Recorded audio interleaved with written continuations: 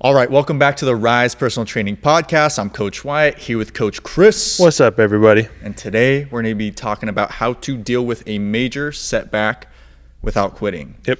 So this isn't your one-off like, oh, I missed a session. Oh, I was out for a week. Oh, I was sick. This is those bigger life struggles. You know, you have a major injury that just happened, family situations going on. Life's just crazy. Sometimes life does that to people, you know, Right. and you just can't get in, or you've been out of the gym 6-8 weeks and you kind of reach this point where, you know, you start to get into your mental and you're just like, is it even worth it going back? Right. Am I starting from zero? Like, am I going to go in and be super sore again? Like, what's the point? Is it even worth it? Right. Right. And so today we want to kind of just, you know, answer that question and give some strategy. Not just like a motivational speech, but really what's a good approach you can have when you've been out for so long and you're trying to re-enter, you know, the gym or your fitness lifestyle. Right. I think probably the biggest problem that people face when they start coming back into the gym is they want to go as hard as they did before they were gone. Right. So like they were lifting real heavy, felt really good, and then they were gone for 6 weeks, 8 weeks. Oh my goodness, I want to go back in. I want to lift just as heavy. Sure, some people might be able to do that, get away with it, but your risk of injury doubles, triples. It's through the roof. Through the roof. So it's like you have two paths when you're coming back. It's, You either go too hard right away, too hard, or you don't come back at all. or simply just like, I'm not showing up. I don't want to come in. Yeah. So you just have to manage that risk, like especially if you're coming off an injury. Right. You don't want to come back and be like, oh, I'm going to lift exactly what I did, and there goes your other shoulder. You know, and then exactly. oh, now we can't train at all. And then you also don't want to get stuck not coming in, because I mean, no one wants to feel like a beginner again. It's not fun starting from scratch, Right. Yeah. or starting over. But realistically, you're not. That's you're not starting from zero. The problem people get into is they truly think they're starting from zero. Right. You know, and that's just not the case. So the first thing you see, or the most common thing, is everyone hears it: muscle memory, right? Right. To a certain degree, muscle memory is true. It's you know, a thing. it really is a thing. Yeah. And how it works, it's not just like, oh, well, I lifted that way, I did that workout before, so my body just knows how to do that workout. Yeah. Really, it's like you got to go down more to the neural pathway system and the and anatomical level. And really, it's as you train and you're getting stronger, you're not just getting the tissue stronger, the muscle, the tendons, and all that. You're building these pathways. You're building these little highways to your muscle and more to your muscle, so your body can activate a larger portion of the muscle like right away. And it sounds silly, but when your body starts to build that, you can lift more weights, you can produce more force. And so when you're out of the gym for a while, all that happens is they kind of go inactive. They just kind of turn off. But they don't get...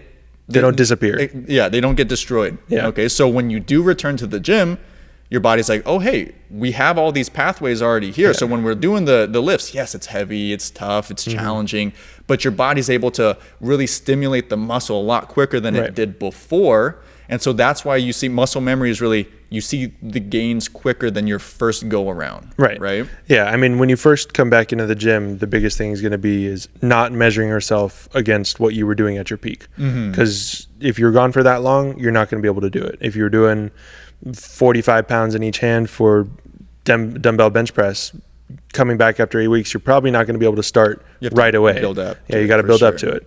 And so that's why we like, when you come back from a break, regardless of what it is, just get a freshened body. Yeah. You're not going to want to do it. You're not going to want to see it. It's going to suck to look at. Okay. But as soon as someone does it, they look and they're like, oh, well, I was here. Now I'm here. Like, oh, it's like, we can't compare to where you were there because you were out for 8 weeks. 8 weeks. 3 months. You know, it's like, this is where you're at now. What's important is 4 weeks from now, 4 weeks from that. Like the measures to come, that's what we're going for. Okay. So, step one, just don't measure yourself at your peak, please. Yeah. Okay. Like, you did the tough part. You came back. You showed up. Okay. Now, same as always, get back to the grind. I think like a lot of long-term active individuals, whether you're a trainer or a long-term, you've been playing sports your entire life, everyone has gone through a point where they've had to step away from doing that activity for a while. And then we've all come back. Like, I tore my knee destroyed my ACL and meniscus 3 times now, but who's counting? He came back and then did it again. He came back. Exactly. But I came back, and I felt kind of lost without going to the gym. So I was in the gym like 3 weeks after surgery doing only upper body and core. But after that, I knew I had to come back and work legs. And so when I was fully cleared, I was back. It wasn't fun because I couldn't squat the same amount. I couldn't lift the same amount. And I didn't like how I felt. But I mean, I'm back to it now, and I feel fine. Yeah, and when we're looking at like health as a lifelong thing now, that's most of you coming into the gym. You're not here to get these crazy results in 2 months. It's like you're here so you can have a healthy life. You're here so you can lift ideally every week for the rest of your life. And so the important thing is, you're gonna get derailed a little bit here and there, but it's just like, look, majority of people, you've been doing this for years. Something has happened. Yeah. Okay. It's just that you can't just, stay off to the side and be like, oh, I tried. It's like, no.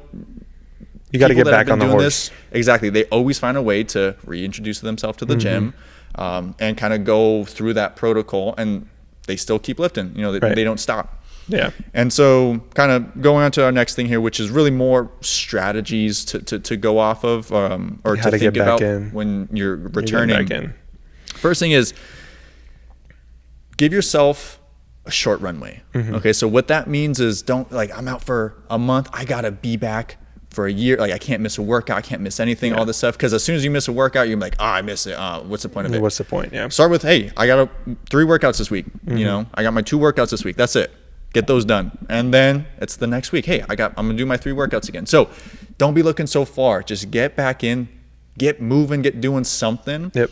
You'll start to feel better. But when you start to be like, oh, I got to show up 5 days a week to make up for, you're going to run yourself down to the ground, injure yourself again. You're going to put yourself out for more months, and then the cycle repeats itself. You're going to hate it. Yeah. Next one is your ego. You got to downgrade that, not your effort. So you're not going to be able to lift, like we said, 100% right at your peak. You'll probably come back maybe 50, 60, 70% of what your effort and your total strength was, but that's not because you can't handle it. It's because you got to adapt back to that level. You have to have the mindset of, hey, you're a little injured or you've been out.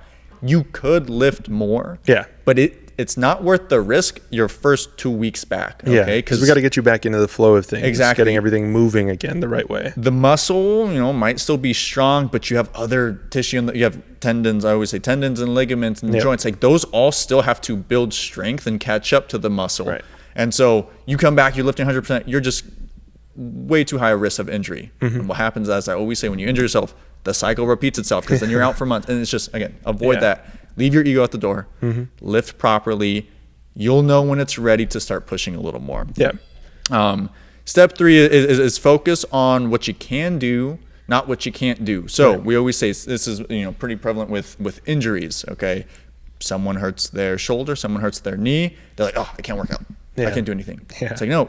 If you hurt your knee, we still got a core and we still got upper body. If you hurt your shoulder, we still got the other arm, core, and legs. So really focus on, hey, what's a workout I can do, doesn't cause any pain. I can train my whole body, or I can train all my good limbs and go from there. People oftentimes, say they have a shoulder injury and they like bench press. They're going to come back and they're going to try to bench press, and it's not worth it at that point, It's true. And it's like we could do so much more around that to support it, and then slowly work our way back up to a bench press or something like that, Yeah. So still build that playbook of, I can do these. I can slowly start to try to incorporate the other things as I get stronger and return to the gym. Yeah, and injury is not going to be a forever limitation. I mean, there will be ways to get you back to that where you were before, but we got to focus on making sure everything else is stable and healthy and working the right way. But step 4, don't skip the basics. I feel like even people without injuries or people that have been out of the gym, everyone's skipping the basics. Whether you're in or out, you're skipping the basics. Mobility work, warm up, stretching, sleep, nutrition, all massive parts of being healthy, being able to move right, keeping consistent. Again, regardless of if you're good and you've been here forever or you were out for a little bit, you still remember the basics. They're super important. Okay. Especially when you're coming back, like nutrition and sleep recovery, you're going to be sore. You're going to be tired. the better you can get on that path early on still, the easier it's going to be. Easier onboarding it's going to be. You're not going to feel as dead, super tired, all this stuff. So still, don't skip that here. And ultimately, just understand that fitness, as we've explained before, is not just like a little season of your life. You know, it's not just a little 6 month to a year. Your fitness era, or whatever. Exactly. we're in our golden fitness era. No, it's a lifelong practice. It should be a lifelong practice. You know, yes, you have goals you're working towards, and you know, short term, long term. It's still important that when, you know, if you reach a short-term goal, you're still working towards a long-term one. And at the end of the day, it's super important just for basic health to have a lifelong practice of fitness. And so if you could find someone that is 60 years old, that has lifted their whole life and has never had an injury, or a life situation come up, or just, again, life just blowing up in their face, then send them to us, because I'd love to talk to them. I want to know their secret. I would tell you you're lying, or they figured something out. But just understand, like, everyone that does this as a lifelong practice has dealt with this. They've dealt with these setbacks, but they figured out the way to come back. You know, they've always managed to return. And just remember that the fact that you want to come back is already more than most people can even do or think. You know, so when you're injured and you're just thinking like, oh, how do I get back into the gym? How do I get this going? Most people are, oh, I'm out of the gym. That ship has sailed. Screw it. Bye bye. I'm done. You know? Yeah. So just last thing to leave you with is just, if you get derailed a little bit, as happens to everyone, you know, just get back on track. You know, it's the same with anything fitness, anything life related. Consistency is going to help you out, and it's always one step at a time. Exactly. You're never diving deep head first into the deep end. You're gonna wade in little by little. You've done it once, you've already started it one time. Starting it again is not going to kill you. It's going to be easier the second time. Exactly. Yeah. All right, that's all we got today. Later, Have a guys. good one.